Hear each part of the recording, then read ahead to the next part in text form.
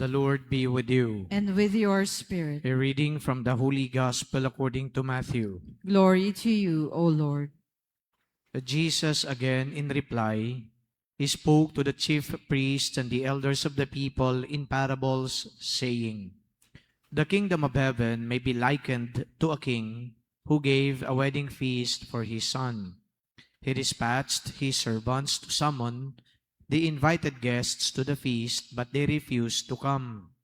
A second time, he sent other servants, saying, Tell those invited, Behold, I have prepared my banquet.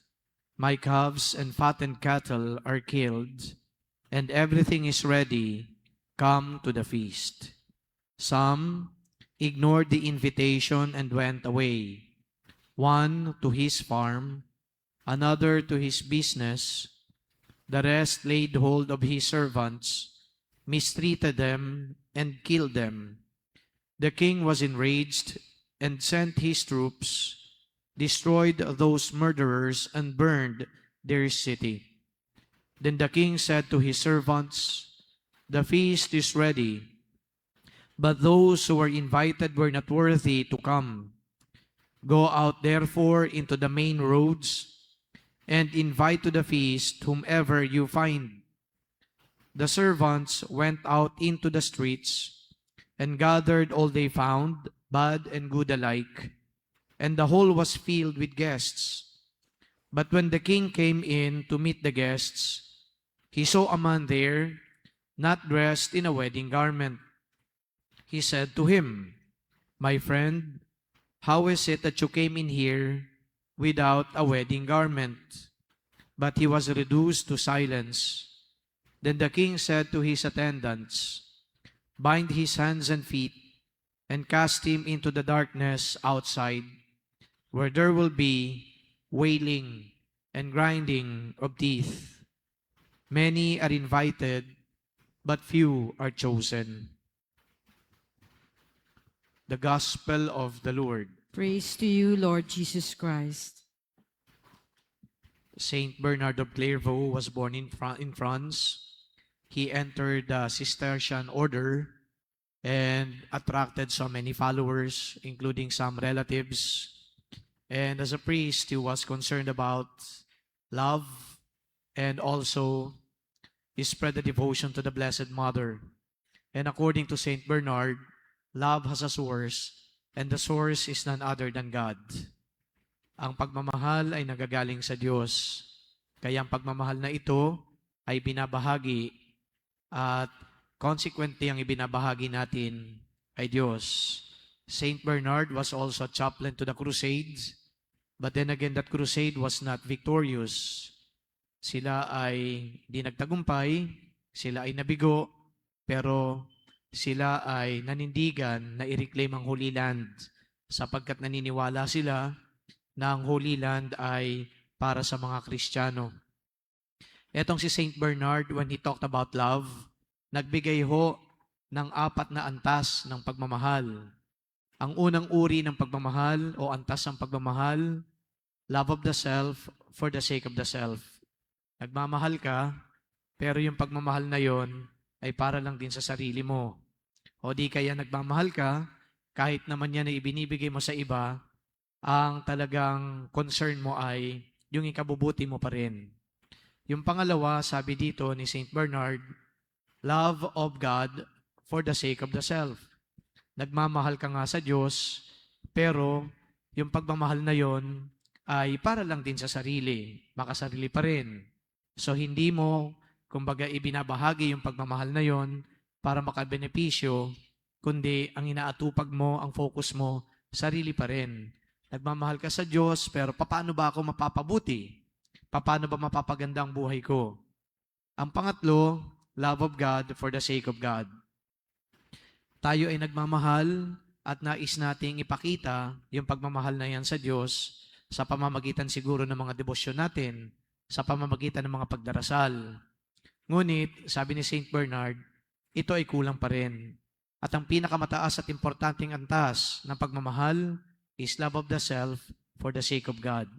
Nagmamahal ka sa sarili, inaalagaan mo ang sarili mo, inaayos mo sarili mo, gusto mong mapabuti ang sarili mo dahil gusto mo na i-please ang Diyos. So ang pagmamahal na ito ay pagmamahal sa sarili, ngunit gusto natin na makita ng Diyos na karapat-dapat tayo dahil nagiging maayos tayo sa ating pamumuhay. So that's according to Saint Bernard of Clairvaux. And so therefore, if you're going to focus on it, that particular teaching, dito ay pinapakita ni Saint Bernard na tunay nga, ang pagmamahal is dapat outward, hindi yan inward. At kahit na nagmamahal tayo sa sarili natin, ang patutunguhan ng pagmamahal na yan, pag napabuti tayo, pag napaganda ang buhay natin, kapag naging maayos tayo, ito ay iniaalay natin sa Diyos. So sa makatwid, ang talagang goal natin dito is to please the Lord. We become better persons because we want to please the Lord. We become obedient to the Lord because we want to please Him. We become righteous persons because we want to please the Lord. So it is always the movement of love according to Saint Bernard of Clairvaux. Ngayon ho, si Saint Bernard ay tinakda ng simbahan bilang doktor. Anong ibig sabihin ng pagiging doktor ng simbahan? Yung kahalagahan po ng kanyang mga pagtuturo ay nire-recognize ng simbahan. Yung pong antiquity, meaning to say, siya ay nanggaling pa, sa sinauna, noon pa, at hindi lang ngayon makabago. At yung pagtuturo na yon stood the test of time. Ika nga, hindi nawala. At ito ay naging basihan pa ng pamumuhay ng mga Kristiyano. Isa din po yan sa criterion kung bakit itinatalaga o tinatakda ng simbahan ng isang santo para maging doktor. And of course, mahalaga dito yung holiness of life. Saint Bernard of Clairvaux dedicated his life for the sake of God, for the sake of the church. Ang buhay niya hindi para sa sarili, ang buhay niya para sa simbahan, ang buhay niya para sa Diyos, kaya yung kabanalan ay nakita sa kanya. Now, if we're gonna reflect on the life of Saint Bernard, and then of course, decide ano ba talaga ang ibinabahagi ni Saint Bernard sa mga katulad natin, mga katulad ninyo, na mga laiko.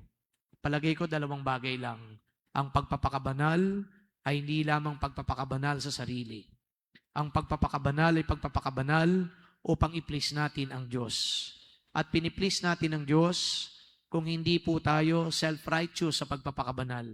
Piniplease natin ang Diyos kung yung pagpapakabanal na yan na ipapakita sa pamamagitan ng mabubuting gawa sa ating kapwa. Ika nga, holiness is not mere religiosity. Religiosity is coming here, hearing Mass every day, or even on a Sunday, receiving all the sacraments, praying all these devotional practices. Those are marks of religiosity. But then holiness means that you are part of God, and God is part of your life. And that you put into practice what God taught us. At yung practice na yun, ipinapakita nga, araw-araw na tayo ay buhay, ginagawa natin ang pagtulong at paglilingkod sa kapwa. That is holiness. That is also love. It is channeled to others so that when we channel that love to others, when we help others, we please the Lord. May Saint Bernard pray for us. Amen.